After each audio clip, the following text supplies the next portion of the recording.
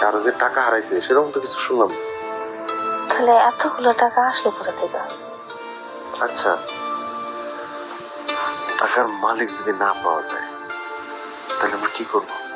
এতগুলো টাকার মালিক আবার না পাওয়া যাবে?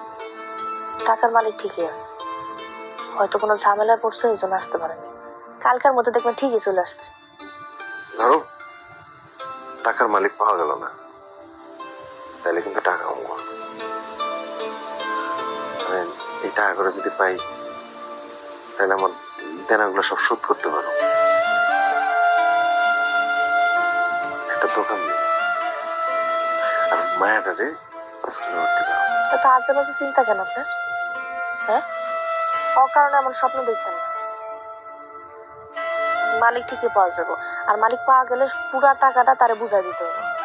আরে টাকার মালিক আইলে তারে টাকা দিব না এরকম কিছু কইছি নাকি?